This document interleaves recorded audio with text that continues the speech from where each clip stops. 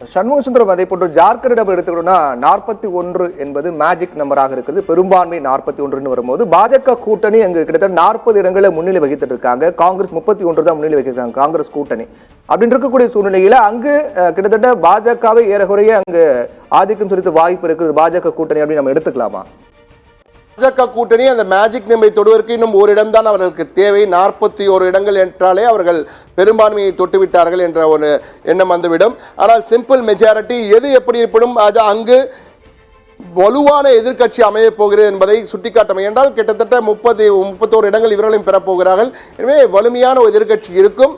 ஆனால் இவை அனைத்துமே முடிவுகள் அல்ல, முன்னிலை நிலவரங்கள்.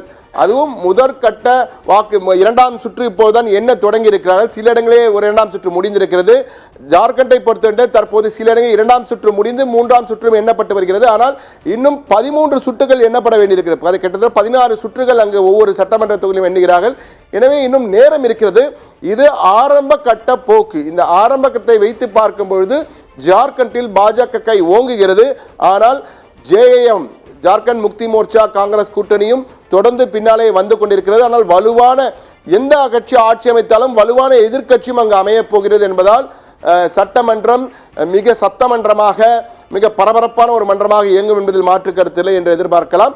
இந்த சூழ்நிலையில் தற்போது ஜார்க்கண்டில் பாஜக தான் முன்னிலை பெற்றிருக்கிறது. இன்னும் ஒரே ஒரு இடங்களை பெற்றால் அவர்கள் பெரும்பான்மை சிம்பிள் மெஜாரிட்டி என்பதற்கு வந்து விடுவார்கள்.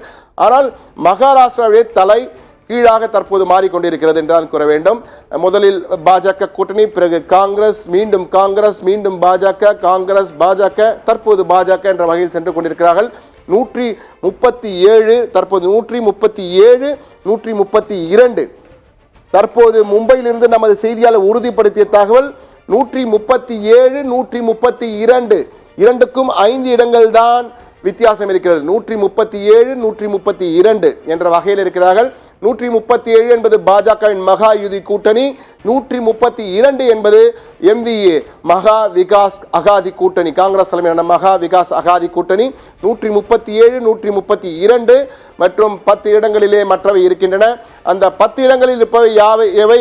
அந்த 10 இடங்களில் வெல்லப்போவர்களும் மிக முக்கியமான பங்காற்றுவார்கள். என்றால் மெஜாரிட்டிக்கு அவருடைய பங்கும் இருக்கலாம். என்றால் தற்போது 137 10 இடங்கள் வந்தால் பாஜக முன்னிலை மெஜாரிட்டி பெற்றுவிடும். அதே போன்று காங்கிரசும் 132 இருக்கிறார்கள். இந்த 10 வந்தால் அவர்களும் மெஜாரிட்டியை நெருங்கி விடுவார்கள். எனவே எது வேண்டுமானாலும் நடக்கலாம். அதனால் தான் சொன்னேன், தொங்கு சட்டமன்றமா என்ற ஒரு கேள்வி தற்போது பெரிதாக வர ஆரம்பித்திருக்கிறது. ஆனால் பொறுத்திருந்தான் பார்க்க வேண்டும். இவை அனைத்துமே இரண்டாம் கட்ட சுற்று முடிவுகளை வைத்து சொல்லப்படுகின்ற முன்னிலை நிலவரங்கள். எனவே இன்னும் பல சுற்றுகள் எண்ணப்பட வேண்டியிருக்கிறது. ஆனால் இந்த போக்கு இப்படியே செல்வதற்கான வாய்ப்பு இருக்கும் என்பது போல்தான் தற்போது அங்கிருந்து வருகின்ற முன்னிலை நிலவரங்கள் நமக்கு எடுத்து காட்டுகின்றன.